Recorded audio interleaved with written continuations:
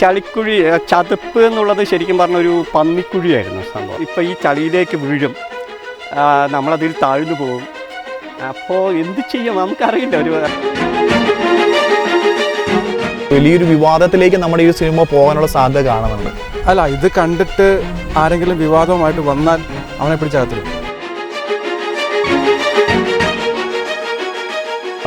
Associate director Sudheesh Koshy പറഞ്ഞു, എന്നോട് പറഞ്ഞു കാല് അനക്കരുത് എന്ന് പറഞ്ഞു. അപ്പോൾ എന്താ ചോദിച്ചു, അപ്പോൾ കാലനക്കൽ. അപ്പോൾ ഞാൻ ഉടനെ കട്ട് പറഞ്ഞ് നോക്കിയപ്പോൾ. നമസ്കാരം, പുതിയൊരു വീഡിയോയിലേക്ക് ഒരുപാട് സ്നേഹത്തോടെ എല്ലാ പ്രിയപ്പെട്ടവരെ സ്വാഗതം ചെയ്യുന്നു കേട്ടോ. ഞാൻ ജോബി വിധേയത്തിലാണ്. നമ്മളിപ്പോൾ ഉള്ളത് ഇടുക്കി ജില്ലയിലെ വളരെ പ്രശസ്തമായ നമ്മുടെ മുനിയറയുടെ മണ്ണിലാണ് നമ്മളുള്ളത് കേട്ടോ. ഇവിടെ നടന്ന ഒരു റിയൽ ഇൻസിഡൻറ്റിനെ ബേസ് ചെയ്ത് ഒരു സിനിമ വരികയാണ്. അതിൻ്റെ വിശേഷങ്ങളുമായിട്ടാണ് ഇന്ന് നമ്മൾ വന്നിരിക്കുന്നത്. മാർച്ച് 14 തീയതി റിലീസ് ചെയ്യുന്ന കാടകം എന്ന സിനിമയുടെ ഡയറക്ടർ നമ്മുടെ കൂടെയുണ്ട്. അതുപോലെ തന്നെ സിനിമയുടെ നായകൻ നമ്മുടെ കൂടെയുണ്ട്. അതുപോലെ തിരക്കഥാകൃത്ത് നമ്മുടെ കൂടെയുണ്ട്. കാടകം എന്ന സിനിമയുടെ ട്രെയിലർ കണ്ടു കഴിഞ്ഞപ്പോൾ നമ്മൾ ആദ്യം സ്പർശിച്ചൊരു കാര്യം എന്ന് പറയുന്നത് കാടകം എന്ന ഒരു സിനിമയുടെ പേരാണ്. അതിൽ തന്നെ എന്തോ ഒരു പുതുമ ഉണ്ടായിരുന്നു. ആ പേര് എങ്ങനെയാണ് ഉത്ഭവിച്ചത്? ഒരു വെറൈറ്റി പേരാണ്. അതെങ്ങനെയാണ് സംഭവം? അത് കാടിൻ്റെ സിനിമയാണത്. കാടിൻ്റെ ഉള്ളിൽ നടക്കുന്ന സംഭവങ്ങൾ തന്നെയാണ് സിനിമ. അപ്പം കാടിൻ്റെ അകം എന്നർത്ഥം വരുന്ന കാടകം, ഷോർട്ട് ചെയ്ത് കാടകം എന്ന് പറയുന്നു. അപ്പോൾ കേരളത്തിൽ ഒരുപാട് കാടുകളിൽ വെച്ച് പ്രൈവറ്റ് കാടുകൾ, സ്വകാര്യ വ്യക്തികളുടെ കാടുകൾ, അതുപോലെ റിസോർട്ടുകൾ, അങ്ങനെ കേരളത്തിൻ്റെ പല ഭാഗത്തെ കാടുകളിൽ വെച്ചാണ് ഇത് ഷൂട്ട് ചെയ്തിരിക്കുന്നത്. കാടിൻ്റെ അകത്ത് 5 ദിവസം അകപ്പെട്ടു പോയ ഒരാളുടെ കഥയാണ്. ഈ സ്ഥലത്ത് തന്നെയുള്ള ഈ മുനിയറ എന്ന സ്ഥലത്ത് സംഭവിച്ച 2022 നടന്ന ഒരു കഥ. ആസ്പദമാക്കി 2022 സോറി, ഏകദേശം 20 വർഷങ്ങൾക്ക് കഴിഞ്ഞു. അപ്പോൾ അത് കാടിനകത്ത് വെച്ച് സംഭവിച്ചതായതുകൊണ്ടാണ് അത് കാടകം തന്നെയാണ് അനുയോജ്യമായ പേര്. അതിന് അപ്പുറം ഒരു പേരില്ല. അതെ. ഇങ്ങനെ ഒരു ആശയം എങ്ങനെയാണോ മനസ്സിലേക്ക് വന്നത്? ഇത് ഒരു റിയൽ സ്റ്റോറിയാണ്. ആ വ്യക്തി നമ്മളെ സമീപിച്ചിട്ട് പറയുകയാണോ ചെയ്തത്? എങ്ങനെയാണ് ഈ ഒരു തിരക്കഥയിലേക്കുള്ള ഒരു പ്രവേശനം എങ്ങനെയായിരുന്നു? ഇത് തികച്ചും ആകസ്മികമാണെന്ന് പറയാം. കാരണം ഞാൻ ഈ നാട്ടുകാരനാണല്ലോ, മുനിയറയാണ്, പിന്നെ പാറത്തോട് പഠിച്ചതൊക്കെ. അപ്പം മുനിയറയിൽ ഞാൻ 1 മുതൽ 7 വരെ മുനിയറയിലാണ് പഠിച്ചത്. അപ്പോൾ എൻ്റെ കൂടെ ഒരു സുഹൃത്തുണ്ടായിരുന്നു. ഞങ്ങൾ ഒരുമിച്ച് വീടിൻ്റെ അടുത്തുള്ള. പക്ഷേ പുള്ളിയുടെ കഥയാണ് ഈ സിനിമ. പക്ഷേ ഈ പുള്ളിയുടെ കഥയല്ല, പുള്ളിയുടെ ജീവിതമായിരുന്നു. അത് നമുക്ക് നേരത്തെ അറിയായിരുന്നു. പക്ഷെ എന്നാലും നമ്മൾ ആ സമയത്തുള്ളത് എല്ലാവർക്കും അറിയാവുന്ന കഥയാണ്. അത് പിന്നെ എല്ലാവരും കഥ മറന്നു പോകും. പക്ഷെ ഞങ്ങൾ കഴിഞ്ഞ ഒരു 6 മാസം മുമ്പ് ഞാനും ഡയറക്ടറും കൂടി ഇവിടെ വീട്ടിൽ വന്നു, ഒരാവശ്യമുണ്ടായിരുന്നു. അങ്ങനെ വന്നു കഴിഞ്ഞപ്പോഴത്തേനും ഇവനും ഇവിടെ ഇല്ല. ഈ കഥ ആരെയാണോ അയാളുടെ ഇവിടെ ഇല്ലായിരുന്നു. പുള്ളി എറണാകുളത്താണ്. അപ്പോൾ ഞങ്ങളിവിടെ വീട്ടിൽ വന്നപ്പോൾ പുള്ളി നാട്ടിൽ വന്നു. അങ്ങനെ ആകസ്മികമായിട്ട് പുള്ളിയെ കണ്ടപ്പം പഴയ കാര്യങ്ങൾ ഇങ്ങനെ പറഞ്ഞു കഴിഞ്ഞപ്പോൾ ഞാൻ ശരിയാണല്ലോടാ, ഇത് ഭയങ്കര ഒരു കഥയാണ്. അപ്പോൾ ഞങ്ങൾ നാട്ടിലോട്ട് വന്നപ്പോൾ ഞാനും ഡയറക്ടറും വേറൊരു സിനിമയുടെ പണിപ്പുരയിലായിരുന്നു. അത് ഏകദേശം റെഡിയായിട്ട് വന്നതായിരുന്നു. പക്ഷെ തിരിച്ചു പോകുമ്പോഴത്തേനും ഞങ്ങൾ ആദ്യം ആലോചിച്ചുകൊണ്ട് വന്നത് ഇതെടുത്തു. കാരണം അത്രയ്ക്ക് ഭീകരമാണ് പുള്ളി അനുഭവിച്ച കാര്യം.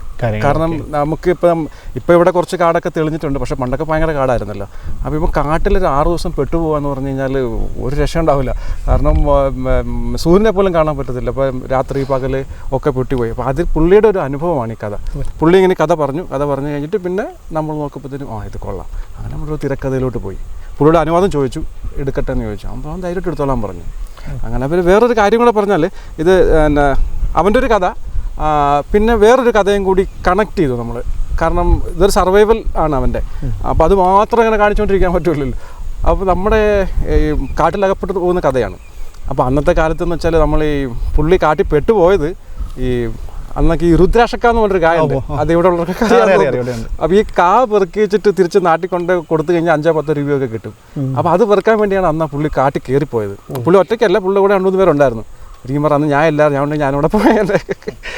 പക്ഷെ അങ്ങനെ പോയി ഇവർ പല സ്ഥലങ്ങളിലൂടെ കാട്ടിൽ കയറി അങ്ങോട്ട് കൊണ്ടുപോയി വഴിതെറ്റിപ്പോയി പുള്ളി ഒറ്റയ്ക്കായിപ്പോയി, ബാക്കിയുള്ളവർ തിരിച്ചു പോകുന്നു. പക്ഷെ നമ്മൾ സിനിമയിലോട്ട് വന്നപ്പോൾ ഇത് നമ്മൾ വേറൊരു കഥയും കൂടി കണക്ട് ചെയ്തു. കാരണം നമ്മുടെ നാട്ടിൽ എല്ലാവർക്കും അറിയാം, ഇവിടെ ഉള്ള എല്ലാവർക്കും അറിയാവുന്ന കാര്യമാണ്. മറയൂർ ഇവിടെ അടുത്താണ്. അപ്പോൾ ഇവിടുന്ന് പല ആളുകൾ ഇവിടുന്ന് ആരും അറിയാതെ ചന്ദനം കടത്താൻ വേണ്ടിയിട്ട് പോകും, വെട്ടിക്കൊണ്ട് വരികയും അത് ഭയങ്കര ബിസിനസ്സായിട്ട് നടക്കുന്ന ഒരു കാര്യമാണ്. ആ കഥയും കൂടി കണക്ട് ചെയ്തു. പുള്ളി കാട്ടിൽപ്പെട്ടു പോയി ചന്ദനം കടത്താൻ പോകുന്ന ആളുകളും കൂടി കണക്ട് ചെയ്തിട്ടുള്ളൊരു കഥയാണ് ഇത്. റിയൽ കഥയുണ്ട്, അതുപോലെ തന്നെ ഇതിലേക്ക് ഞങ്ങളുടേതായ കുറച്ച് കഥകൾ കൂട്ടിച്ചേർത്തും എന്ന് പറയുമ്പോഴും എന്തൊക്കെയോ എവിടെയൊക്കെയോ ഒരു പ്രശ്നം തോന്നുന്നുണ്ട്. കാരണം അതിനുള്ള സാധ്യത ഇവിടെ ഉണ്ടല്ലോ. അതാണ് ഇത് കേൾക്കുന്നവർക്ക് എല്ലാവർക്കും അറിയാൻ പറ്റും. ചന്ദനക്കള്ളക്കടത്ത് ശരിക്കും പറഞ്ഞാൽ അതൊരു അടുക്കള രഹസ്യമാണ്. ഇവിടെ എല്ലാവർക്കും അറിയാവുന്ന കാര്യമാണ്. ചന്ദനക്കള്ളക്കടത്ത് എന്ന് പറയുമ്പോൾ ആ ക്യാരക്ടർ റിയൽ ആണോ എന്ന് ചോദിച്ചാൽ അത് റിയൽ അല്ല. പക്ഷേ ചില ക്യാരക്ടറുകൾ നമുക്കറിയാം, ഇവിടെയുള്ളവരെ നമുക്ക് നേരിട്ടറിയാം ഇവർ ചന്ദനം കടത്താൻ പോകുന്നവരാണ് എന്നിപ്പോൾ ഞാൻ പറഞ്ഞില്ലെങ്കിലും ഇവിടെയുള്ള എല്ലാവർക്കും അറിയാം. പക്ഷെ അവർ പോകുന്ന ആളുകൾ അതേപടി എടുത്തിട്ടല്ല, അവരുടെ രീതികൾ. കാരണം ഇത് ഒരു തിരക്കഥ എഴുതണമെങ്കിൽ അങ്ങനെ ചന്ദനക്കള്ളക്കടത്തിനെ കൊണ്ട് എഴുതണമെങ്കിൽ അതെന്താണെന്ന് നമ്മൾ പഠിക്കണമല്ലോ. അപ്പോൾ അങ്ങനെയുള്ളവരോട് പോയി സംസാരിക്കണമല്ലോ. അങ്ങനെയുള്ളവരോട് സംസാരിച്ചു, അവരെങ്ങനെയാണ് ചന്ദനം വെട്ടുന്നത്, എങ്ങനെയാണ് കടത്തിക്കൊണ്ട് വരുന്നത് എന്നെല്ലാം ചോദിച്ച് മനസ്സിലാക്കിച്ച് തന്നെയാണ് ഇത് എഴുതിയിരിക്കുന്നത്. ഓക്കെ, ഈ ഒരു സിനിമ ഇറങ്ങി കഴിയുമ്പോൾ ഒരു വെല്ലുവിളി ഉയർത്താനുള്ള സാധ്യത, ഒരു വിവാദത്തിൽ പോയി കലാശിക്കാൻ സാധ്യതയുണ്ടോ? ഏകദേശം ഒന്ന് കണ്ടിട്ട് എനിക്ക് അങ്ങനെയാണ് തോന്നുന്നത്, ഒരു വലിയൊരു വിവാദത്തിലേക്ക് നമ്മുടെ ഈ സിനിമ പോകാനുള്ള സാധ്യത കാണുന്നുണ്ട്. അല്ല, ഇത് കണ്ടിട്ട് ആരെങ്കിലും വിവാദമായിട്ട് വന്നാൽ അവനെ പിടിച്ചകത്തിടും. അതുകൊണ്ട് ഇറങ്ങില്ല, അതുകൊണ്ട് ഇറങ്ങത്തില്ല. ഇത് എന്റെ പടമെന്ന് പറഞ്ഞു ഫോറസ്റ്റുകാർ അപ്പൊ അവനെ പിടിച്ചകത്തിടും. അതുകൊണ്ട് സൈലന്റ് ആയിട്ട് ഇരിക്കുമെന്ന് പ്രതീക്ഷിക്കാം. വരണമെങ്കിൽ വരട്ടെ, ഒതുക്കത്തിലും എല്ലാം പണി കിട്ടും. അത് അങ്ങനെ വരുവാണെങ്കിൽ വരട്ടെ. ഓക്കെ ഓക്കെ, എന്നാൽ നമ്മളതിനെ ഫേസ് ചെയ്യും. പിന്നെ അത്രേ ഉള്ളൂ. പിന്നെ അല്ല, പിന്നെ ഈ പണിക്ക് നമ്മൾ ഇറങ്ങില്ല. അതാണ് നായകനായിട്ട് നമ്മൾ പുതുമുഖമായിട്ട് ഒരാളെയാണ് ചൂസ് ചെയ്തത്. നമുക്ക് എന്തുകൊണ്ടാണ് പുതുമുഖത്തെ വെച്ച് ഈ ഒരു സിനിമ കംപ്ലീറ്റ് ചെയ്യാം എന്നൊരു ഉദ്ദേശത്തിൽ വന്നേ? നമുക്ക് നമ്മുടെ മലയാള സിനിമയിലെ ആക്ടേഴ്സുമാരുടെ റേറ്റിൻ്റെ ഇഷ്യൂസ് കൊണ്ടാണോ, അല്ലെങ്കിൽ പുതുമുഖങ്ങളെ മാത്രം നമുക്ക് ചൂസ് ചെയ്തൊരു സിനിമ ഇറക്കാം എന്നുള്ള ഒരു ഇതിലാണോ, എങ്ങനെയാണത്? അത് ഞങ്ങൾ പിന്നെ ഈ സിനിമയ്ക്ക് വേണ്ടി ഒരുപാട്, എനിക്ക് തോന്നുന്നത് 1000-ലധികം ആൾക്കാരെ ഒരു വർഷം കൊണ്ട് ഞങ്ങൾ ഒരുപാട് പേരെ ഞങ്ങൾ നോക്കി, ഓഡീഷൻ വഴിയും പല തരത്തിലും. പിന്നെ അപ്പം ഞങ്ങൾ ഇത് ഓഡീഷൻ നോക്കുമ്പോഴും നോക്കുന്നത് എന്തിനാണ്, ഒരു പുതിയ ആളെ വേണമെന്ന ആവശ്യം കൊണ്ട് തന്നെയാണ്. ഒരു പഴയ മുഖം അല്ലെങ്കിൽ ഒരു ഫെമിലിയർ മുഖം വേണ്ട എന്നൊരു ഉദ്ദേശം കൂടി ഇതിനകത്തുണ്ടായിരുന്നു. അപ്പോൾ പുതിയൊരാളാകുമ്പോഴത്തേക്ക് നന്നായി ആക്ട് ചെയ്യുമ്പം അദ്ദേഹത്തെ ജനം ആക്സെപ്റ്റ് ചെയ്യും. അപ്പോൾ പഴയ ഒരാൾ ആക്ട് ചെയ്യുമ്പോഴത്തേക്ക് എന്തായാലും പഴയ ഒരു അംശം എന്തായാലും അദ്ദേഹത്തിലുണ്ടായിരിക്കും, ഒരു പുതിയ സാധനം കിട്ടും. അങ്ങനെ ഇദ്ദേഹത്തിലെത്തി ഇദ്ദേഹം ഒരു രാജ്യം അറിയപ്പെടുന്ന ഒരു തിയേറ്റർ ആർട്ടിസ്റ്റാണ് ഡോക്ടർ രതീഷ് കൃഷ്ണ. ഇദ്ദേഹം എൻ്റെ സുഹൃത്താണ്. ഞങ്ങളൊരു 10-30 വർഷമായിട്ട് ഒരുപാട് വർക്കുകൾ ചെയ്തിട്ടുള്ളതാണ്. അപ്പോൾ എൻ്റെ ഞങ്ങളുടെ 4ാമത്തെ സിനിമയാണിത്. ഈ എല്ലാ സിനിമകളിലും ഒരുപാട് പുതുമുഖങ്ങൾക്ക് അവസരം കൊടുക്കുകയും കഴിവുള്ള ഒരുപാട് ആൾക്കാർ വരികയും അവർക്കെല്ലാം അവസരം കൊടുക്കുന്നതാണ് ഞങ്ങളൊരു ഗ്രൂപ്പ്. അപ്പോൾ അങ്ങനെ ഡോക്ടർ രതീഷ് കൃഷ്ണനിലേക്ക് ഞങ്ങൾ എത്തിയത്. അദ്ദേഹം ഞങ്ങളോട് ഒന്ന് ജോയിൻ ചെയ്തു. അത് യാദൃശ്യമായിട്ടാണ് അദ്ദേഹം വന്നത്. അത് എന്താണെന്ന് അദ്ദേഹം തന്നെ പറയും. അപ്പോൾ വനത്തിൻ്റെ ഉള്ളിലാണ് ഭൂരിഭാഗം ഷൂട്ട് ചെയ്തത് നമുക്കറിയാൻ സാധിച്ചു. അപ്പോൾ ഒരുപാട് വെല്ലുവിളികൾ ഉയർത്തുന്ന ഒരു കഥാപാത്രമാണ് ചെയ്തിരിക്കുന്നത്. നമ്മൾ ആ ഒരു ട്രയൽ കണ്ടു കഴിയുമ്പോൾ തന്നെ നമുക്ക് മനസ്സിലാവും. എങ്ങനെയുണ്ടായിരുന്നു ആ ഒരു എക്സ്പീരിയൻസ്? എങ്ങനെയുണ്ടായിരുന്നു? വളരെ ഓർക്കുമ്പോൾ തന്നെ ബുദ്ധിമുട്ടുകൾ ഫീൽ ചെയ്യുന്ന അനുഭവങ്ങളായിരുന്നു. കാരണം 10-20 കിലോമീറ്ററോളം നടക്കുന്നു ഓരോ ദിവസവും ഷൂട്ടിന് വേണ്ടി. കൃത്യസമയത്ത് നമുക്ക് ഫുഡോ അങ്ങനത്തെ സാധ്യതകളൊന്നുമില്ല. പലപ്പോഴും വെള്ളം കഴിഞ്ഞു പോവുക, ഇങ്ങനെയുള്ള അരുവികളിൽ നിന്ന് വെള്ളം കുടിച്ച് വീണ്ടും യാത്ര ചെയ്യുക. ഒരു സിനിമ നമ്മൾ ഒരു കോൺസർവേറ്റീവായിട്ടുള്ള ഒരു ഫിലിം സെറ്റപ്പിലെടുത്ത ഒരു പടമല്ല അത്. അങ്ങനെ എടുക്കാൻ പറ്റില്ല ഈ സിനിമ. നമുക്ക് കുറച്ച് സെറ്റിട്ട് എടുക്കാൻ പറ്റുന്ന ഒരു സിനിമയല്ല ഇത്. അത് ആദ്യം തന്നെ നമുക്ക് ബോധ്യമുണ്ടായിരുന്നു. പക്ഷേ നമ്മൾ അനുഭവിച്ച വെല്ലുവിളികൾ പറഞ്ഞാൽ നമ്മുടെ കാടിൻ്റെ സ്വഭാവം വളരെ അപകടകരമായ സ്വഭാവമാണ്. ചിലയിടത്തെത്തുന്ന സമയത്ത് നമുക്ക് ശ്വാസം കൊടുക്കാൻ പറ്റാത്ത അവസ്ഥ വരും. കാരണം ഓക്സിജൻ ലെവലൊക്കെ കൂടിക്കഴിഞ്ഞാൽ ശ്വാസതടസ്സം, നമുക്ക് എക്സ്പീരിയൻസ് ഇല്ല, കാട് കയറിയുള്ള എക്സ്പീരിയൻസ് ഇല്ല. നാട്ടിലെ പാമ്പുകളെ പോലെയല്ല കാട്ടിലെ പാമ്പുകൾ. പലപ്പോഴും നമുക്കറിയില്ല. ഞങ്ങൾ ഒരു 20ഓളം പേർ ഒരു ക്രൂ മൂവ് ചെയ്ത് കഴിഞ്ഞിട്ട് അവസാനത്തെ ആൾക്കാരാണ് പാമ്പ് കാണുന്നത്. അത് കരിയിലകളോടത്ത് ഇങ്ങനെ കറങ്ങിക്കിടക്കുന്ന അണലി പോലുള്ള പാമ്പുകൾ. പലപ്പോഴും എൻ്റെ ഡയറക്ടറിൻ്റെ ഷൂവിലൊക്കെ കയറിയിട്ട് അദ്ദേഹം തന്നെയാണ് ഛായാഗ്രഹണം ചെയ്തിട്ടുള്ളത്. അതാണ് അതിൻ്റെ വളരെ ബ്യൂട്ടിഫുള്ളായിട്ടാണ് അദ്ദേഹം അത് ചെയ്തത്. സോ അദ്ദേഹത്തിൻ്റെ ഷൂവിൽ ചുറ്റി നിൽക്കുന്ന ഒരവസ്ഥ ഞങ്ങളുടെ ലൈഫിൽ വളരെയധികം മെൻ്റലി നമ്മളെ വല്ലാതെ ഹോണ്ട് ചെയ്യുന്നതായിരുന്നു. അതിനേക്കാളൊക്കെ ഉപരി നമ്മുടെ കാടുകളിലേക്ക് യുവാക്കളും മറ്റും കയറി ഉണ്ടാക്കിയിട്ടുള്ള ചില പ്രശ്നങ്ങൾ. അതെന്താ വെച്ചാൽ, ഇപ്പോൾ മലമുകളിൽ നിന്ന് വീഴുന്ന സീനുകളിൽ അടുത്ത ഷോട്ട് നിങ്ങൾ കാണുന്നത് ക്യാമറയിലല്ല. ഞങ്ങളുടെ അസിസ്റ്റൻസും ഗ്രൂപ്പും വന്നിട്ട് കാലിൽ നിന്ന് കുപ്പിച്ചില്ലുകളൊക്കെ എടുത്ത് കളയാണ്. മീൻസ് അതിൽ അഭിനയിച്ചുകൊണ്ടിരിക്കുന്ന എൻ്റെ കാലിൽ അങ്ങനെ ബ്ലഡായിരുന്നു. ഞങ്ങൾ സത്യത്തിൽ ആ സിനിമയിൽ പോലും അത്ര ബ്ലഡ് ഒഴുക്കിയിട്ടുണ്ടോ എന്നറിയില്ല. ഷൂട്ടിങ്ങിന് അത്രയും ബ്ലഡ് ഒഴുക്കിയ ചോര ചിന്തിയ ഒരു സിനിമയാണ്. അതിൽ ഞങ്ങൾക്ക് അഭിമാനമുണ്ട്. കാരണം ഇതെല്ലാം ഞങ്ങൾ ഒരു നല്ലൊരു കലാസൃഷ്ടിക്ക് വേണ്ടിയാണ് ചെയ്യുന്നത് എന്നുള്ളൊരു നല്ലൊരു അഭിമാനമുണ്ട്. അതുകൊണ്ടാണ് ഞങ്ങൾക്കിത് മുന്നോട്ട് പോകാൻ പറ്റിയത്. ഒരു റെസ്ക്യൂ ടീം പറയുന്ന അങ്ങനെ വലിയൊരു സെറ്റപ്പ് ടീമുകളൊന്നുമല്ല, വളരെ ആർട്ടിസ്റ്റുകൾ മാത്രം മൂവ് ചെയ്തിട്ടുള്ള ഒരു സിനിമയാണ്. ആ അനുഭവം ഒരുപക്ഷെ എൻ്റെ ജീവിതത്തിൽ തന്നെ ഏറ്റവും പ്രധാനപ്പെട്ട ഒരു അനുഭവമാണ് ഈ സിനിമയിലെ അനുഭവം എന്നുള്ളത്. അത് പിന്നൊരു വലിയ വെല്ലുവിളി പറയുന്നത് കഥാപാത്രവുമായിട്ടുള്ള വെല്ലുവിളികളാണ്. ഞാൻ പാലക്കാട്ടുകാരനാണ്. എൻ്റെ ജസ്റ്റേഴ്സിനോ എൻ്റെ ടോണിനോ അല്ലെങ്കിൽ നമ്മുടെ സംഭാഷണ രീതികൾക്കൊന്നും തന്നെ ഇടുക്കിയുമായിട്ട് ബന്ധമില്ല. അപ്പോൾ എനിക്ക് ഇടുക്കിയിൽ കുറേ സുഹൃത്തുക്കളുണ്ട്. അപ്പം ഞാൻ അവരെ കാണുന്നില്ല, അവർ വളരെ ഫാസ്റ്റ് റെൻഡർ ചെയ്യുന്ന ചാടി നിൽക്കുക എന്ന് പറയില്ലേ നാട്ടിൻപുറത്ത്, അങ്ങനെയുള്ള ആൾക്കാരാണ്. അപ്പോൾ അതെനിക്ക് വർക്ക് ചെയ്തെടുക്കേണ്ടി വന്നു. പിന്നെ എനിക്ക് ബോഡിയിലൊന്നും വലിയ വ്യത്യാസം വരുത്തേണ്ടി വന്നില്ല. ഒന്ന് 6 ഡേയ്സിൻ്റെ ഒരു സ്റ്റോറിയാണ്. ഈ 6 ഡേയ്സിൽ ഒരാളുടെ ശരീരം മെലിഞ്ഞ് ആ ഒരു പരുവത്തിലാവില്ല എന്നുള്ളൊരു കോമൺ സെൻസ് ഓൾറെഡി ഉണ്ടായിരുന്നു. പിന്നെ പ്രിപ്പറേഷൻ എടുക്കാനുള്ളൊരു സാധ്യത എൻ്റെ മുന്നിലില്ല. കാരണം എന്നെ സഡൻ കാസ്റ്റിംഗ് ആയിരുന്നു. ഓൾറെഡി 1 ഇയറായിട്ട് ഇദ്ദേഹത്തിൻ്റെ മനസ്സിലുണ്ടെങ്കിൽ പോലും സഡൻ കാസ്റ്റിംഗ് ആണ് അവിടെ വെച്ച് നടന്നത്. അതുകൊണ്ട് എനിക്ക് കൂടുതൽ എൻ്റേതായ സാധ്യതകളെ ഉപയോഗിക്കാനൊന്നും പറ്റിയൊരു സിനിമയല്ല അത്. പക്ഷേ ആ കഥാപാത്രത്തോട് നീതി പുലർത്തണം എന്ന് ആത്മാർത്ഥമായ ആഗ്രഹം തോന്നി. കാരണം ഒരു നാട്ടിൻപുറത്തുകാരൻ ഇത്രയും വലിയൊരു അപകടത്തിൽപ്പെടുന്നു. അദ്ദേഹത്തിൻ്റെ ഇച്ഛാശക്തി കൊണ്ട് മാത്രം അദ്ദേഹം ഈ മല കയറുന്നു. ആ ഒരു സാധ്യത എല്ലാവർക്കും ഒരു പോസിറ്റീവ് തിങ്കിങ് കൊടുക്കാൻ പറ്റുന്ന, പ്രേക്ഷകന് ഇഷ്ടപ്പെടുന്ന അല്ലേ, അപ്പോൾ അതിന് വേണ്ടിയിട്ടുള്ളൊരു പരിശ്രമം ആ സിനിമയിലുണ്ട്. അപ്പോൾ ഇങ്ങനെ പിന്നെ അതുപോലെ തന്നെ റെഫറൻസ് ഉണ്ട് ഗ്രന്ഥത്തിന്, സിനിമയ്ക്ക് ഞാൻ കുറച്ച് നടന്മാരുടെ റെഫറൻസ് എടുത്തിരുന്നു. ആദ്യം തന്നെ നമ്മൾ കാസ്റ്റവേ അല്ലെങ്കിൽ ആടുജീവിതം പോലുള്ള സിനിമകൾ നമ്മൾ എടുക്കാൻ പറ്റില്ല.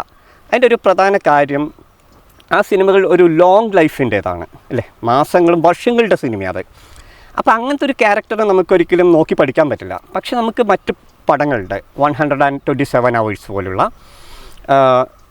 എന്താ പറയുക, ഹെർസോഗിൻ്റെ റെസ്ക്യൂ ഡോൺ പോലുള്ള പടങ്ങളുണ്ട്. അതിൽ തന്നെ ക്രിസ്ത്യൻ ബെയിൽ പോലുള്ള ആക്ടേഴ്സ് അതെന്നെ വളരെയധികം ഈ സിനിമയിലേക്ക് ഒരു എങ്ങനെ പ്രവേശിക്കാം എന്നൊരു തോട്ട് തന്നിട്ടുണ്ട്. കാരണം ആദ്യം തന്നെ ഞങ്ങൾ വിചാരിച്ചത് ഇത് ബിഹേവ് ചെയ്യണോ ആക്ട് ചെയ്യണോ, ഇതൊരു വലിയ ചോദ്യമാണ്. അല്ല, എല്ലാവരും പറയാറുണ്ട് നമ്മൾ ബിഹേവിങ് ഏറ്റവും ബെസ്റ്റ് ഫിലിമിനെന്നുള്ളത്. പക്ഷേ ഇവിടെ ബിഹേവ് ചെയ്യാൻ പ്രയാസമുണ്ട്. ഒരു പരിധി കഴിഞ്ഞാൽ ക്യാരക്ടർ ഒറ്റയ്ക്കാണ്. അപ്പോൾ നമുക്ക് മുന്നിൽ എല്ലാ ചെറുപ്പക്കാരെയും പോലെ നമ്മുടെ ആഗ്രഹവും മോഹൻലാലിനോടത്തും മമ്മൂക്കയോടത്തൊക്കെ ഒന്ന് മുഖം കാണിക്കണം തന്നെയാണ്. പക്ഷേ എൻ്റെ മുന്നിലുള്ള നടൻ എന്ന് പറയുന്നത് ഒരുപക്ഷെ അവരെ പോലെ തന്നെ മഹാനായ പ്രകൃതിയാണ്. ലാലേട്ടൻ്റെ മുഖത്ത് തെളിയുന്നത് പോലെ തന്നെ ഈ പ്രകൃതിയുടെ മുഖത്ത് തെളിയുന്ന അസാമാന്യ ഭാവങ്ങളെ അഭിമുഖീകരിക്കുകയാണ് ഒരു നടൻ. ഇത് ഒരു വലിയ വെല്ലുവിളിയാണ്. ഇതൊരിക്കലും ഒരു ആക്ടർ അല്ലാത്ത ഒരാൾക്ക് ആ വെല്ലുവിളിയെ നേരിടാൻ പറ്റില്ല. ഞാനൊരു 20ഓളം വർഷം ഫിലിമിലും തിയേറ്ററിലൊക്കെ തന്നെ അഭിനയം പഠിപ്പിക്കുകയും ചെയ്തുകൊണ്ടിരിക്കുന്ന ഒരാളായിരുന്നു. വയലാർ സാറിൻ്റെ കൂടെയായിരുന്നു കുറേ കാലം, ഡോക്ടർ വയലാർ വാസുദേവൻ സാറിൻ്റെ കൂടെ. പിന്നെ അത് റിസർച്ച് എല്ലാം നടക്കുന്നത് ആക്ടിങ്ങും ഇതിലൊക്കെ തന്നെയായിരുന്നു. അതെല്ലാം ഈ സിനിമയ്ക്ക് ഗുണം ചെയ്തു എന്ന് എനിക്ക് തോന്നുന്നുണ്ട്. ആദ്യമായിട്ടാണ് ഇങ്ങനെ ഒരു ബിഗ് പ്രൊജക്റ്റിലേക്ക് ഞാൻ വരുന്നത്. പക്ഷെ അതെല്ലാം ഇതിന് ഗുണം ചെയ്തു എന്ന് ഞാൻ വിശ്വസിക്കുന്നു. ബാക്കി പ്രേക്ഷകൻ കണ്ടിട്ട് നമ്മൾ ഓവർ ആക്ട് ആക്കിയോ അതോ നന്നാക്കിയോ എന്നൊക്കെ പ്രേക്ഷകനാണത് തീരുമാനിക്കുന്നത്. എന്തായാലും അവർ ഏറ്റെടുക്കണമെന്ന് പ്രാർത്ഥന മാത്രം. നമുക്കൊരു വനത്തിൻ്റെ ഉള്ളിൽ സെറ്റിടാതെ ഉള്ളിൽ കയറി ഷൂട്ട് ചെയ്യുക എന്ന് പറയുന്നത് വലിയൊരു ചലഞ്ചിങ് തന്നെയാണ്. തീർച്ചയായിട്ടും. എങ്ങനെയാണ് അതിനെ അഭിമുഖീകരിച്ചത്? നമ്മളിപ്പം ഷൂട്ട് ഇപ്പോൾ ആദ്യമേ തിരക്കഥ കേട്ടപ്പോൾ തന്നെ നമുക്കറിയാമായിരുന്നല്ലോ, നമുക്ക് ഒരു കാടിൻ്റെ ഉള്ളിലേ നമുക്കിത് ഷൂട്ട് ചെയ്യാൻ സാധിക്കുള്ളൂ നമുക്കറിയാം. കാടിൻ്റെ ഉള്ളിലേക്ക് കയറി കഴിഞ്ഞപ്പം എങ്ങനെയാണ് ഈ ഒരു ചലഞ്ചിങ് എങ്ങനെ ഏറ്റെടുത്തു?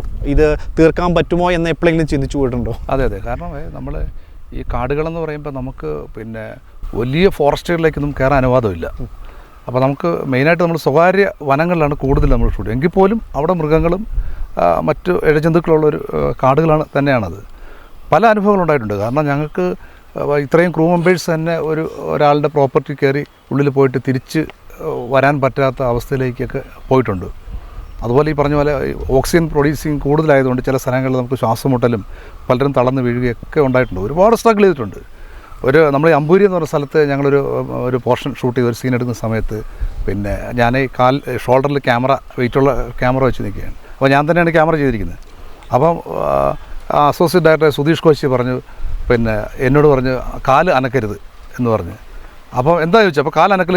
അപ്പോൾ ഞാൻ ഉടനെ കട്ട് പറഞ്ഞ് നോക്കിയപ്പം എൻ്റെ ഷൂവിൻ്റെ മുകളിൽ ഒരു അണലി വന്ന് നിൽക്കുകയാണ്. ഒരു 360 ഡിഗ്രിയിൽ വളയുന്നൊരു പാമ്പാണ്. നമുക്ക് ഭയങ്കര ഡേഞ്ചറാണ്. ഒരുപാട് അണലികളുള്ളൊരു സ്ഥലമായിരുന്നത്. അപ്പോൾ കട്ട് പറഞ്ഞിട്ട് പാമ്പിനെ എടുത്ത് മാറ്റിയിട്ടാണ് ഈ പോർഷനൊക്കെ ഷൂട്ട് ചെയ്തത്. അങ്ങനെ കാടുകളിൽ നിന്നും കാടുകളിലേക്കുള്ള യാത്രയായിരുന്നു. ഏകദേശം 14-15 ദിവസത്തോളം രാത്രി മുഴുവൻ ഞങ്ങൾ യാത്രയും പകൽ ഷൂട്ടും ആഹാര പ്രശ്നങ്ങൾ. ചില കാടുകളിൽ കയറുമ്പോഴത്തേക്ക് അല്ലെങ്കിൽ ചില സ്ഥലങ്ങളിൽ പോകുമ്പോഴത്തേക്ക് ചില പ്രൈവറ്റ് റിസോർട്ടുകളുണ്ട്, പാറ കോറികളും. അതിനകത്തൊക്കെ പോകുമ്പോൾ ഞങ്ങൾക്ക് തിരിച്ച് റോഡിലേക്ക് വരാൻ വേണ്ടി അനേകം മണിക്കൂറിലെടുക്കുന്ന ഒരു അവസ്ഥയിലേക്കൊക്കെ പോവുകയും ഒരുപാട് കഷ്ടപ്പെടുകയും രക്തവും പിന്നെ എല്ലാവരുടെ കാല് മുറിയുക, അട്ടയുടെ കടികൾ, അതുപോലെ മൃഗങ്ങളുടെയൊക്കെ അവിടെയുള്ള ആൾക്കാർ പറയും ഉള്ളിൽ ഒരുപാട് മൃഗങ്ങളുണ്ടായിരുന്നു കണ്ടെന്നൊക്കെ പറഞ്ഞു തരുന്നു ഞങ്ങളിത്. പക്ഷേ അതിനെയൊക്കെ നമ്മൾ അതിജീവിച്ച് ഈ സിനിമ ഞങ്ങൾക്ക് ചെയ്യാൻ പറ്റുമെന്ന് തന്നെ ചിലപ്പോൾ ഒരു പക്ഷേ എനിക്ക് തോന്നുന്നത് ഒരു 2 ഷെഡ്യൂളായിട്ട് എടുത്തിരുന്നു കുറച്ച് ദിവസം കഴിഞ്ഞ്. കാരണം നമ്മൾ ഈ ഡിസ്റ്റൻസ് തമിഴ്നാടിൻ്റെ ചില ഭാഗങ്ങളിലൊക്കെ പോയി ഷൂട്ട് ചെയ്തിട്ടുണ്ട്. അപ്പോൾ അത് ഏലക്കാടിൻ്റെ പുറകിലുള്ള പിന്നെ പ്രൈവറ്റ് പ്രോപ്പർട്ടികൾ, വന മേഖലകളിലൊക്കെയാണ് ഒരുപാട് ഞങ്ങൾ എഫേർട്ട് എടുത്തു, ഒരുപാട് സ്ട്രഗിൾ ചെയ്തു.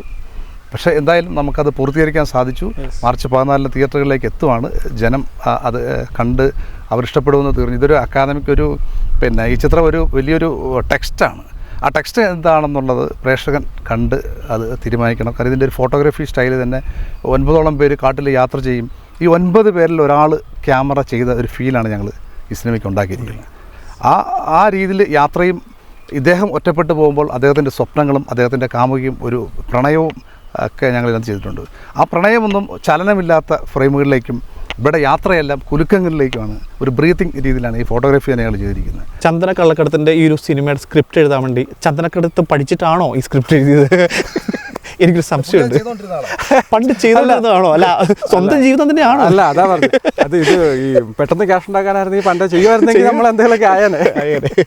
അതിപ്പോൾ ചോദിച്ച് നല്ല ചോദ്യമാണ്. കാരണം അത് അവരുമായിട്ട് സംസാരിച്ചു. ഞാൻ നേരത്തെ പറഞ്ഞില്ല, അവരുമായിട്ട് ചന്ദനം കള്ളക്കടത്ത് ചെയ്യാൻ പോകുന്ന ആളുകളുമായിട്ട് സംസാരിച്ചിട്ട് തന്നെയാണ് ആ രീതി നമ്മൾ എഴുതാൻ പറ്റുള്ളൂ. കാരണം അവർ പറഞ്ഞു തന്നത് എങ്ങനെയാണെന്നുള്ളതൊക്കെ.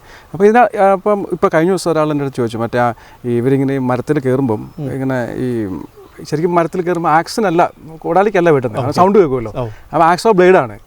അപ്പോൾ ഒരാളെന്നെ ചോദിച്ചു, ട്രെയിലറിൽ ഒരു സീനുണ്ട്, ഈ മരത്തിൽ ഇങ്ങനെ ആക്സോ ബ്ലേഡ് ഇങ്ങനെ വെച്ച് അറക്കുമ്പോൾ ഒരു സാധനം വാങ്ങിച്ച് തേക്കുന്നുണ്ട്. അതെന്താണെന്ന് ചോദിച്ചു. ശരിക്കും അത് എന്നോട് പശയാണോന്ന് ചോദിച്ചത്. അത് പശയല്ല, ശരിക്കും പറഞ്ഞാൽ തൈരാണ്.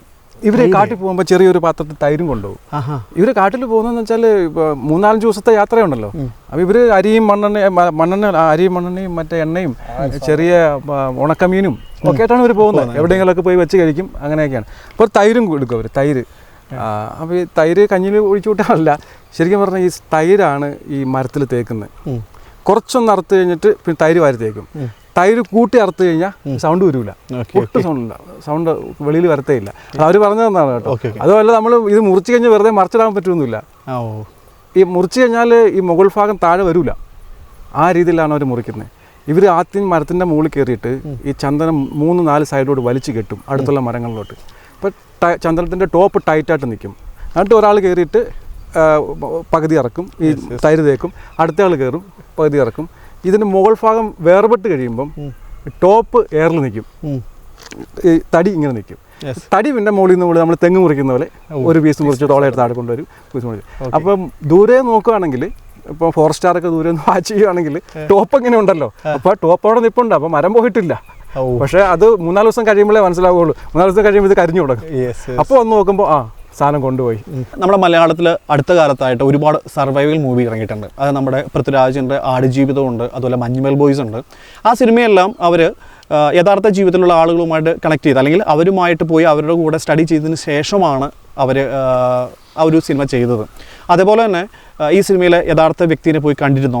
അവരുമായിട്ട് എങ്ങനെയാണ് കമ്മ്യൂണിക്കേറ്റ് ചെയ്തതിന് ശേഷമാണോ ഈ വർക്ക് സ്റ്റാർട്ട് ചെയ്തത്? ഒരു ട്രൂ സ്റ്റോറി ചെയ്യുമ്പോൾ നമുക്ക് ഒരു ആക്ടറിന് കിട്ടുന്ന ഒരു വലിയ റെഫറൻസാണ് ജീവിച്ചിരിക്കുന്നുണ്ടെങ്കിൽ ആ കഥാപാത്രം.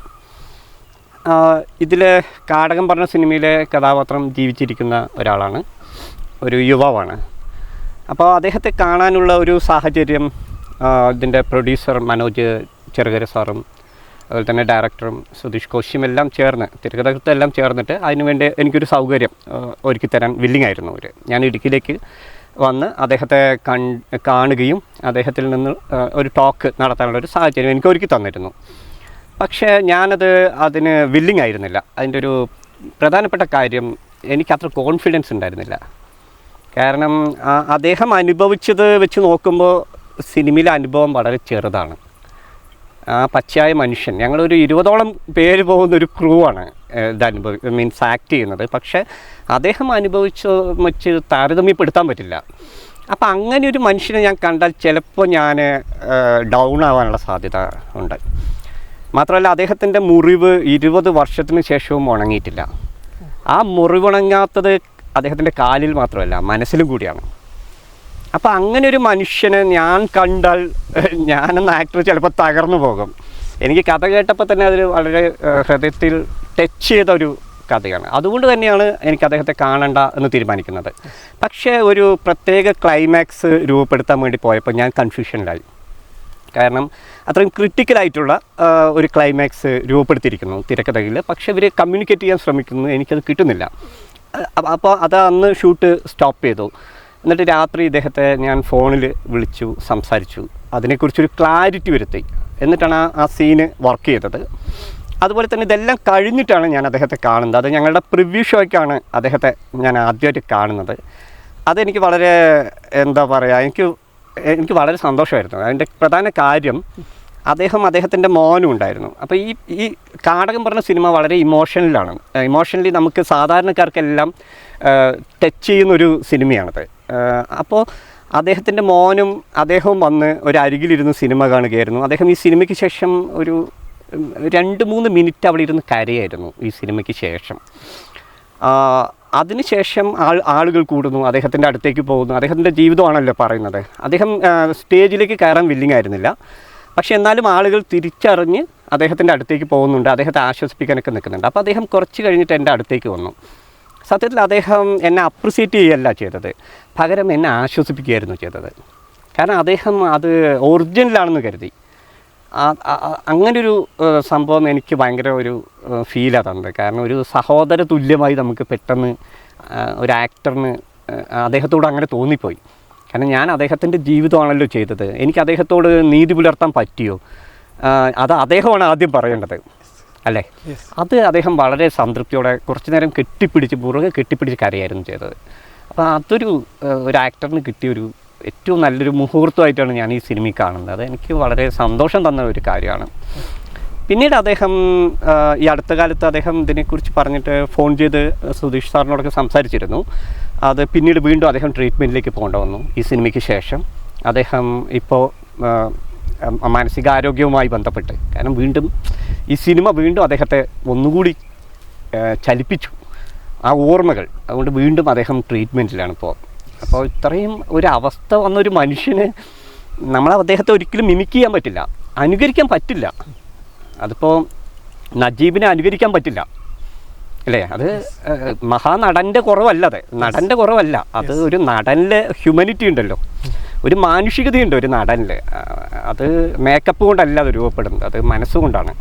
അപ്പോൾ ഇത്തരം വലിയ അനുഭവങ്ങൾ നേരിട്ട മനുഷ്യരെ ഒരു നടന് അനുകരിക്കുക പ്രയാസമാണ്. പകരം സത്യസന്ധമായിട്ട് ഒന്ന് ബിഹേവ് ചെയ്യാൻ ശ്രമിക്കുക എന്നുള്ളത് മാത്രമാണ് അവിടെ ചെയ്തത്. അതുകൊണ്ട് ഞാൻ അദ്ദേഹത്തെ പഠിക്കാൻ പോയിട്ടില്ല.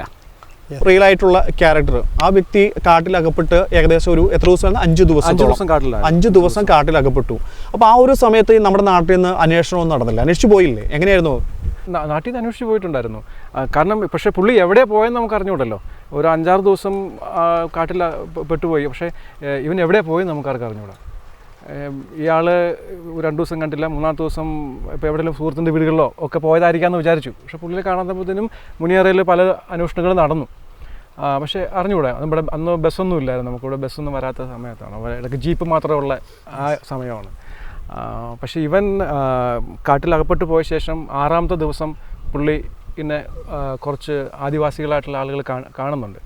അപ്പോൾ അവർ പക്ഷെ കണ്ട സമയത്ത് പുള്ളിക്ക് യാതൊരു ബോധവും ഇല്ലായിരുന്നു, ആ അവസ്ഥയിലായിരുന്നു. അപ്പോൾ പുള്ളീനെ അവരുടെ കുടിലിൽ കൊണ്ടുവന്ന് ഇങ്ങനെ മണ്ണെണ്ണയൊക്കെ ഒഴിച്ച് ദേഹം മുഴുവൻ പുഴുവായിരുന്നു, കളറൊക്കെ മാറി ഇപ്പം പുഴുവിനൊക്കെ മണ്ണെണ്ണയൊക്കെ ഒഴിച്ച് കളഞ്ഞിട്ട് പുള്ളിയോട് ചോദിച്ചു എന്തായാലും ബോധം വന്നപ്പം പുള്ളി പേര് പറയാൻ പറഞ്ഞപ്പോഴത്തേനും പുള്ളി പേര് പോലും മറന്നുപോയി എന്നാണ് പറഞ്ഞത്. അപ്പോൾ പുള്ളി ഏതെങ്കിലും ഒരു ഫോൺ നമ്പർ പറയാമോ എന്ന് ചോദിച്ചപ്പോൾ നമ്മുടെ മുനിയാർ സിറ്റിയിലെ ഒരു സ്റ്റഡി ബൂത്ത് ഉണ്ടായിരുന്നു, അവിടുത്തെ ഫോൺ നമ്പർ പുള്ളിക്ക് ഓർമ്മ വന്നു. അങ്ങനെ ആ ഫോൺ നമ്പർ പറഞ്ഞ് അവർ കാട്ടിൽ നിന്ന് വെളിയിലിറങ്ങി എവിടുന്നോ ഒരു ഫോൺ വിളിച്ചിട്ട് മുനിയാറിൽ വിളിച്ചിട്ട് ഇങ്ങനെ പറഞ്ഞു, ഇങ്ങനെ ഒരാളെ നമുക്ക് കിട്ടിയിട്ടുണ്ട്, അയാൾക്ക് ഈ ഫോൺ നമ്പർ മാത്രമേ അറിയത്തുള്ളൂ എന്ന് പറഞ്ഞു. അപ്പം ഇവിടെ നമുക്കെല്ലാവരും വെയിറ്റിംഗാണ്, ഇങ്ങനെ ഒരാളെ കാണുന്നില്ലല്ലോ. അപ്പോൾ ഇവിടുന്ന് പുള്ളി ആയിരിക്കാമെന്ന് വിചാരിച്ചു. അങ്ങനെ നമ്മൾ ഇവിടുന്ന് നമ്മുടെ 2 ഫ്രണ്ട്സ് ആദ്യം അങ്ങ് പോയി. അതിൻ്റെ പുറകെ അവൻ്റെ അച്ഛനും ചേട്ടനൊക്കെ പോയി. അപ്പോൾ ആദ്യം ഇവൻ്റെ വീട്ടുകാർ ചെല്ലുന്നതിന് മുമ്പ് നമ്മുടെ ഫ്രണ്ട്സ് ഇവിടെ ചെന്ന് ഇങ്ങനെ ചെന്നപ്പോൾ ഒരാളിങ്ങനെ അവിടെ കിടത്തിയിട്ടിട്ടുണ്ട്. നോക്കിയപ്പോൾ നമ്മുടെ ഫ്രണ്ട്സ് പോയി നോക്കിയപ്പം പറഞ്ഞു ഇത് നമ്മുടെ നാട്ടിലുള്ള ആളല്ല, നമ്മൾ ഉദ്ദേശിക്കുന്ന ആളല്ല എന്ന് പറഞ്ഞാൽ അവർ തിരിച്ചു പോന്നു. തിരിച്ച് അവർ കാട്ടിൽ നിന്ന് വെളിയോട്ട് ഇറങ്ങുമ്പോഴത്തേനാണ് ഇവൻ്റെ അച്ഛനും ചേട്ടനും കൂടെ അങ്ങോട്ട് ചെല്ലുന്നത്. അപ്പോൾ ആ പുള്ളിയെടുത്ത് പറഞ്ഞു ചേട്ടാ അത് നമ്മുടെ ആളല്ലാന്ന് തോന്നുന്നു. അല്ല പറഞ്ഞു. അല്ല എന്നാലും നോക്കിയേക്കാം എന്നും പറഞ്ഞിട്ട് ഇവൻ്റെ അച്ഛനും ചേട്ടനും കൂടി വീണ്ടും അവിടെ ചെല്ലുകയാണ്. ചെന്ന് കഴിഞ്ഞപ്പോഴത്തേനും നോക്കിയപ്പം പുള്ളിക്ക് ആളെ വണ്ടി കിട്ടി. കാരണം ഇവൻ്റെ ദേഹം മുഴുവൻ കളർ മാറി ബ്ലൂ കളർ പോലെ ആയിപ്പോയി. ഈ വെള്ളമൊന്നും ഇല്ലാത്തതുകൊണ്ട് ചുണ്ടൊക്കെ അങ്ങോട്ട് പോയിട്ട് പല്ലൊക്കെ ഇങ്ങനെ വെളിയിൽ വന്ന് ആൾ വികൃതമായി പോയി. പക്ഷേ ഇവൻ്റെ അച്ഛന് മനസ്സിലായി. കാരണം ഇവന് ഇവിടെ ഒരു മറുകുണ്ടായിരുന്നു. അപ്പോൾ അച്ഛൻ ആ മറു കണ്ടപ്പോൾ മോനാന്ന് മനസ്സിലായി. അങ്ങനെയാണ് ഇവനെ തിരിച്ച് എൻ്റെ മോൻ തന്നെ ആണെന്ന് പറഞ്ഞ് തിരിച്ച് കൊണ്ടുവന്നു. പക്ഷേ നേരെ ഇങ്ങോട്ടല്ല കൊണ്ടുവന്നത്. 72 ദിവസം കോട്ടയം മെഡിക്കൽ കോളേജിലായിരുന്നു പുള്ളിയുടെ കാലിലൊരു ആക്സിഡൻറ്റ് പറ്റി പുള്ളി കാട്ടിൽ വെച്ചിട്ട്. അതെങ്ങനെ പറ്റിയെന്ന് പുള്ളിക്ക് ഇപ്പോഴും ഓർമ്മയില്ല. എന്തോ മുറിവോ അല്ലെ വിഷമുള്ളോ കൊണ്ടതാണെന്നോ അറിഞ്ഞുകൂടാ. അന്ന് പറ്റിയത് കാല് വെളിയിൽ കൊണ്ടുവരുമ്പോഴത്തേനും വ്രണമായി പഴുത്ത് ഫുള്ള് പോയി. അപ്പം കോട്ടയം മെഡിക്കൽ കോളേജിൽ 70 ദിവസം ഈ പഴുപ്പ് ചെത്തിക്കളയിലായിരുന്നു. 70 ദിവസം ട്രീറ്റ്മെൻറ്റ് കഴിഞ്ഞിട്ട് ഇപ്പം ഇവിടെ ഉള്ളത്. പക്ഷേ എല്ലാ വർഷവും ആ സമയമാകുമ്പോൾ ഈ കാല് വീണ്ടും പഴുക്കും. ഇപ്പോഴും പുള്ളി കാല് വെച്ച് കെട്ടിക്കൊണ്ട് നടക്കുന്നത്. ഈ ഒരു സിനിമ എന്ന് പറയുന്നത് സെറ്റ് ഇടാതെ ചെയ്തതാണെന്ന് പറഞ്ഞു. അപ്പോൾ അതിൻ്റെ അകത്ത് ആ ട്രെയിലർ കാണുന്ന പ്രേക്ഷകർക്ക് തന്നെ മനസ്സിലൊരു വല്ലാത്തൊരു ഫീൽ ഉണ്ടാക്കുന്ന കാര്യമെന്ന് പറയുന്നത് ആ ഒരു ചെളിക്കുഴിയിൽ നിന്ന് ആ ഒരു എണീറ്റ് വരുന്ന ഒരു അവസ്ഥ, ആ ഒരു സാഹചര്യം അത് കാണുമ്പോൾ തന്നെ മനസ്സിൽ നമുക്ക് വല്ലാത്തൊരു ഫീൽ ജനിപ്പിക്കുന്നുണ്ട് എന്നുള്ളതാണ്. അതുപോലെ തന്നെ വലിയ പാറയുടെ മുകളിൽ നിന്ന് ഉരുണ്ടുവരുന്ന ഒരു സീന്, അതുപോലെ കാലിൽ പുഴുവരിക്കുന്ന സീന്, എങ്ങനെയാണ് അതിനെക്കുറിച്ചുള്ള ഒരു എക്സ്പീരിയൻസ് ഷെയർ ചെയ്യാമോ? അത് ഇപ്പോൾ ഓർക്കുമ്പോൾ തന്നെ വളരെയധികം വിഷമവും ഭയവും തോന്നുന്ന സീനുകളാണ് ഇപ്പോൾ നിങ്ങൾ പറഞ്ഞ സീനുകൾ. അത് ഇതിൻ്റെ ഒറിജിനലിന് വേണ്ടിയിട്ട് ആണ് ഇതെല്ലാം നമ്മൾ സെറ്റ് ഇടാതെയും അങ്ങനെ ഡ്യൂപ്പൊന്നും ഇല്ലാതെ ഇത് ചെയ്യാൻ വില്ലിങ് ആവുന്നത്. പക്ഷേ അത് എനിക്ക് വളരെയധികം മാനസികമായിട്ട് ബുദ്ധിമുട്ടുണ്ടാക്കിയ കാര്യങ്ങളാണ്. ഒന്ന്, ആ പുഴുവരിക്കുന്ന രംഗം എന്ന് പറയുന്നത് ഒറിജിനൽ പുഴുവാണത്.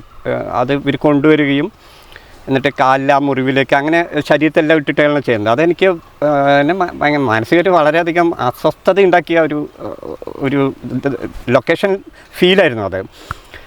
അതിൻ്റെ ഒരു പ്രധാന കാര്യം, നമുക്കിതൊരു 10 മിനിറ്റ് കൊണ്ട് തീരുന്നില്ല ഷൂട്ട്. അത് ഇങ്ങനെ മണിക്കൂറുകളോളം ഈ സാധ്യതയെ കാലിൽ നിർത്തിയിട്ടാണ് ചെയ്യുന്നത്.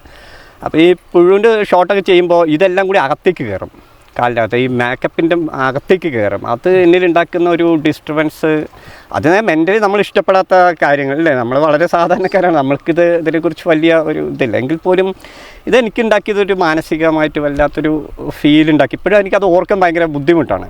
അതുപോലെ തന്നെ സിനിമ പ്രിവ്യൂ ഷോ കാണുമ്പോൾ എനിക്കൊരു ലാസ്റ്റ് ഒരു അരമണിക്കൂർ കൺട്രോൾ പോയി കിട്ടും നമ്മുടെ. കാരണം അത്രയും അനുഭവിച്ചിട്ടാണല്ലോ ഇതെല്ലാം, ഇങ്ങനെ അനുഭവിച്ചല്ലോ എന്ന് നമ്മൾ പെട്ടെന്ന് ഓർത്തിട്ട് ഭയപ്പെട്ടു പോയിട്ടുണ്ട്. ആ മലൻ്റെ മുകളിൽ നിന്നുള്ള വീഴ്ച എന്ന് പറഞ്ഞാൽ താഴെ ഞങ്ങളുടെ ക്രൂ മുഴുവൻ നിൽക്കുകയാണ്. കാരണം അവിടെ നിന്ന് വീണ് കൈവിട്ട് പോയി കഴിഞ്ഞാൽ പിന്നെ പോകുന്നത് ഒരു കൊക്കയിലേക്കാണ്. അപ്പോൾ അത് ഞാൻ ഈ ഫിലിം കണ്ടപ്പോഴാണ് എനിക്ക് മനസ്സിലായത് അത്രയും സ്പീഡിലാണ് ഉരുണ്ട് വരുന്നത് എന്നുള്ളതാണ്. പക്ഷേ ഞങ്ങളുടെ ഒരു ടീം അവിടെ എല്ലാം വൃത്തിയാക്കി കരിയിലേക്ക് ഇട്ടിട്ടാണ് അത് ചെയ്തതെങ്കിൽ കൂടിയും അത് കഴിഞ്ഞ് അതൊരു 4ാമത്തെ ഷോട്ടിലെത്താണ് ശരിയായത്. അതാണ് എൻ്റെ ഒരു ബുദ്ധിമുട്ട്. ഒറ്റ ഷോട്ടിലാണെങ്കിൽ ശരി, ഓക്കെ, കൈ മുറിഞ്ഞു ഇല്ലെങ്കിൽ കാലിലൂടെ ചോര വന്നു, ഇതെല്ലാം നമ്മൾ സഹിക്കും. പക്ഷേ ഈ കൈയും കാലിലും ചോരയും കുപ്പിച്ചില്ലുകളും, കാലിൽ ഈ ബീർ കുപ്പിയൊക്കെ പൊട്ടിച്ചിട്ട് അതിൻ്റെ കുപ്പിച്ചില്ലുകളുണ്ട്, നമ്മൾ എത്ര തുടച്ചു മാറ്റിയാലും കുപ്പിച്ചില്ല് പോകുന്നില്ല കാട്ടിൽ നിന്ന്. അപ്പോൾ ഇത് കാലിൽ നിന്നും കയ്യിൽ നിന്നും ഒക്കെ ഇങ്ങനെ ഇവരെടുക്കുകയാണ്. പിന്നെ അതുപോലെ തന്നെ ഞങ്ങൾക്ക് പട്ടാളത്തിലേക്ക് വർക്ക് ചെയ്ത ആൾക്കാരുടെ എക്സ്പീരിയൻസ് ഉണ്ടായിരുന്നു. അപ്പോൾ അവർ ആദ്യമേ പറയും തലയടിക്കാതെ നോക്കിയാൽ മതി, ബാക്കി എവിടെ മുറിഞ്ഞാലും നമുക്ക് പ്രശ്നമല്ല എന്ന് പറഞ്ഞിട്ടാണ് വിടുന്നത്. അപ്പോൾ അത്രയും ഒരു റിസ്ക്കിലാണ് ഈ സിനിമയിലെ വീഴ്ചകൾ ചെയ്തിട്ടുള്ളത്. അപ്പോൾ അതും ഒരു പ്രാവശ്യമല്ല, ഞാൻ പറഞ്ഞല്ലോ 3, 4, 5 പ്രാവശ്യമൊക്കെ ചില വീഴ്ചകൾ എടുത്തിട്ടുണ്ട്. അപ്പോഴേക്കും ഏറെക്കുറെ പൊട്ടുകയും എല്ലാം തകരുകയും ചെയ്തിട്ടുണ്ട്. ചളിക്കുഴി, ചതുപ്പ് എന്നുള്ളത് ശരിക്കും പറഞ്ഞ ഒരു പന്നിക്കുഴിയായിരുന്നു സംഭവം. അപ്പോൾ കാട്ടുപന്നികൾ ഉണ്ടാക്കിയ ഒരു കുഴിയാണത്. അപ്പോൾ പക്ഷെ അത് ആക്ച്വലി അതിൽ നമ്മൾ ഇങ്ങനെ വെറുതെ നടന്നു പോകുമ്പോൾ പോയിട്ട് താഴ്ന്നു പോകുന്നതല്ല, അത് ഒരു പ്രദേശത്ത് നിന്ന് മറിഞ്ഞടിച്ച് വീഴുകയാണ്. അതൊരു ആ വീഴ്ച എന്ന് പറഞ്ഞാൽ ഉറപ്പായി മുറിയും. പിന്നെ അതിൻ്റെ അകത്ത് എന്തുണ്ടെന്ന് ആരും പരിശോധിച്ചിട്ടൊന്നുമില്ല. അപ്പോൾ അതിൻ്റെ ഒരു ഭയം നിലനിൽക്കുന്നുണ്ട്, അതിൻ്റേതായിട്ടുള്ളൊരു ഇറിറ്റേഷൻ ഉണ്ട്. നമുക്ക് ഇവരോട് കാണിക്കാൻ പറ്റില്ല, ക്യാമറയ്ക്ക് മുമ്പിലും ആ ഇറിറ്റേഷനോ ദേഷ്യമോ കാണിക്കാൻ പറ്റില്ല. പക്ഷെ നമ്മൾ അപ്പുറം നിന്നിട്ട് ആ ദേഷ്യം പ്രകടിപ്പിക്കും. പക്ഷേ അത് ചെയ്യുമ്പോൾ നമ്മൾ സ്വാഭാവികമായിട്ട് നമുക്കറിയാം, നമ്മൾ ഇപ്പോൾ ഈ ചളിയിലേക്ക് വീഴും, നമ്മളതിൽ താഴ്ന്നു പോകും. അപ്പോൾ എന്ത് ചെയ്യും നമുക്കറിയില്ല. ഒരു നടന്ന പോലെ അല്ല അവിടെ വർക്ക് ചെയ്യേണ്ടി വരുന്നത്. അതുകൊണ്ടാണ് ഈ പടം കണ്ട് പലരും നിങ്ങൾ ജീവിക്കരുന്നു എന്നൊക്കെ പറയുന്നത്. ആക്ച്വലി അത് ജീവിക്കല്ല, കാരണം ആ ഒരു കഥയോട് നീതി പുലർത്തണം. അത് ഞങ്ങളുടെ ഒരു വാശിയാണ്. ഞങ്ങൾക്ക് ഈ സിനിമ വിജയിച്ചോ തോറ്റോ എന്നുള്ളതല്ല, ആ ഒരു കഥാപാത്രത്തോട് ഞങ്ങൾക്ക് നീതി പുലർത്താനുണ്ട്. ഈ കഥാപാത്രത്തിൻ്റെ ജീവിതം പുറത്തേക്ക് വരാനുണ്ട്. അതിൻ്റെ ഒരു സത്യസന്ധതയ്ക്ക് വേണ്ടിയിട്ടാണ് അങ്ങനെ ചെയ്യുന്നത്. പിന്നെ അതുപോലെ ഒരുപാട് സീക്വൻസുകളുണ്ട്. മൃഗങ്ങളൊന്നും അങ്ങനെ കാണിച്ചിട്ടില്ല, കാരണം അതിൻ്റെ ഒരു ആവശ്യം ഇത് സിനിമ ആവശ്യപ്പെടുന്നില്ല. അങ്ങനെ പലതും കാണിച്ചിട്ടില്ല ഈ സിനിമയിൽ. പക്ഷെ അതിൻ്റെ എല്ലാം ഒരു ധ്വനി ഈ സിനിമയ്ക്കകത്ത് നിറയെ ഇടങ്ങളിൽ നമുക്ക് കാണാൻ പറ്റും. അതുപോലെ ഒരുപാട് ഞങ്ങൾ പറഞ്ഞില്ലേ, ഷൂട്ട് നടക്കുമ്പോൾ തന്നെ അടുത്ത കാല് വെക്കുന്നത് ഏതെങ്കിലും പാമ്പിൻ്റെ തലയിലായിരിക്കുമോ എന്ന് വിറച്ചിട്ട്, നിങ്ങളൊരു പാമ്പ് കണ്ട് നടന്നു പോകുന്ന വഴി നിങ്ങളൊരു പാമ്പ് കണ്ടാൽ പിന്നെ അടുത്ത സ്റ്റെപ്പെല്ലാം നമുക്ക് ഭയമാണ്. അപ്പോൾ അത്രയും ഭയവും പിന്നെ ഈ പറയുന്ന പോലെ മുറിവേൽക്കലുകൾ, പലരും ഈ തോക്ക് കയ്യിലുള്ള ആളുടെ തോക്ക് വീണ് ഒരാളുടെ കണ്ണ് അടിച്ച് നെറ്റിയിലൂടെ ഇങ്ങനെ അടിച്ചിട്ട്, കണ്ണി കൊണ്ടില്ല ഭാഗ്യത്തിന്, അടിച്ച് ചോര ഒഴുകുകയാണ് ആൾക്കാരുടെ. അപ്പോൾ ഓരോ ഷോട്ട് കഴിയുമ്പോഴും പഞ്ഞിയും ഗ്ലിസറിനും ഒക്കെ ഉപയോഗിച്ചുകൊണ്ട് ആൾക്കാരിൽ നിന്ന് കുപ്പിച്ചില്ലി പെറുക്കി കളച്ചിലും ഇതൊക്കെയാണ് നടന്നുകൊണ്ടിരിക്കുന്നത്. ആക്ച്വലി ഇത് ഷൂട്ടിംഗ് സെറ്റല്ല, ഏതൊരു വാർ സെറ്റിൽ ഡോക്ടേഴ്സ് വന്ന് ചികിത്സിക്കുന്നത് പോലെയാണ് ഓരോരുത്തരെയും ചികിത്സിച്ചുകൊണ്ടിരിക്കുന്നത്. കൈ മുറിഞ്ഞവരിൽ അപ്പം തന്നെ മരുന്ന് വെച്ച് മാറ്റുന്നു, അതുപോലെ ഈ നെറ്റിയിൽ മുറിഞ്ഞവർക്ക് മരുന്ന് വെച്ച് കൊടുക്കുന്നു. ഇത് പലർക്കും ഭയമുണ്ട്, കാരണം പ്രായമുള്ള ആൾക്കാർ കൂടി ഉണ്ട് അതിൽ. അപ്പോൾ പ്രായം പറഞ്ഞാൽ എക്സ്ട്രീം പ്രായമുള്ളവർ ചിലപ്പോൾ നല്ലപോലെ നടന്നു പോകുന്ന ആൾക്കാരുമുണ്ട്. അല്ലാതെ തന്നെ ചിലർക്ക് ഈ മല മുകളിലേക്ക് കയറുക എന്നുള്ള ഭയങ്ങളുണ്ട്. അപ്പോൾ അവരെ മാനസികമായിട്ട് അവരോട് പറഞ്ഞ് മനസ്സിലാക്കി അവരെ സമാധാനിപ്പിച്ചിട്ട് വേണം ഈ മലമുകളിലേക്ക് കയറ്റിക്കൊണ്ട് പോകാൻ. അങ്ങനെ ഒരുപാട് റിസ്ക്കുകളുടെ കൂടി ഒരു പടമാണ്. അതിൻ്റെ റിസൾട്ടാണ് നിങ്ങൾ കാണുകയും അത്ഭുതപ്പെടുകയും ചെയ്യുന്നത്. എങ്കിൽ കൂടിയും ഞങ്ങൾക്കതൊരു റിസ്ക്കായിട്ടല്ല, എനിക്കത് റിസ്ക്കായിട്ട് ഇപ്പോൾ ആലോചിക്കുമ്പോൾ എനിക്ക് വളരെ അഭിമാനം തോന്നുന്നു. നിങ്ങളത് ശ്രദ്ധിച്ചല്ലോ എന്നൊരു അഭിമാനം തോന്നുന്നു. കാരണം ഒരിക്കലും എനിക്കത് ഇപ്പോൾ റിസ്ക്കായി തോന്നില്ല. ആ സമയത്ത് എനിക്ക് ഇവരോട് ദേഷ്യം ഉണ്ടായിരുന്നു, ഡയറക്ടറിനോടും തിരക്കഥാകൃത്തിനോടൊക്കെ. ഇതൊക്കെ എന്തിനാ അവന്മാർ എഴുതി വെച്ചിരിക്കുന്ന ദൈവമേ എന്നുള്ളൊരു ദേഷ്യം എനിക്കുണ്ടായിരുന്നു. പക്ഷേ ഇപ്പം ആലോചിക്കുമ്പോൾ എനിക്ക് വളരെ അഭിമാനം തോന്നുന്നു. കാടകം എന്ന് പറഞ്ഞ സിനിമ ഈ മാസം, അതായത് മാർച്ച് 14 നമ്മുടെ തിയേറ്ററിലേക്ക് വരികയാണ്. അതായത് കേരളത്തിൽ 35ഓളം തിയേറ്ററുകളിലായിട്ടാണ് നമ്മുടെ ഒരു കാടകം സിനിമ റിലീസ് ചെയ്യുന്നത്. ഡയറക്ടറോടും നമ്മുടെ നായകനോടും തിരക്കഥാകൃത്തിനോടൊക്കെ ചോദിച്ചാൽ നമുക്ക് മനസ്സിലായ കാര്യം എന്ന് പറയുന്നത് 20 ദിവസത്തോളം കൊടും കാടിനുള്ളിൽ വെച്ച് സിനിമ പൂർത്തീകരിച്ചു എന്നുള്ളതാണ്. ഒരുപാട് കഷ്ടപ്പെട്ട് ഒരുപാട് സഹനങ്ങളിലൂടെയാണ് ആ ഒരു ഷൂട്ട് കംപ്ലീറ്റ് ചെയ്തത് എന്ന് നമുക്ക് മനസ്സിലായി. അതുകൊണ്ട് തന്നെ നമ്മുടെ വീഡിയോ കാണുന്ന പ്രേക്ഷകരെല്ലാം ആ ഒരു സിനിമ പോയി കാണണമെന്നും വിജയിപ്പിക്കണമെന്നും നമ്മൾ അഭ്യർത്ഥിക്കുന്നു. അപ്പോൾ ഇന്നത്തെ നമ്മുടെ ഒരു മനോഹര വീഡിയോ നമ്മളിവിടെ അവസാനിപ്പിക്കുന്നു. Okay, by.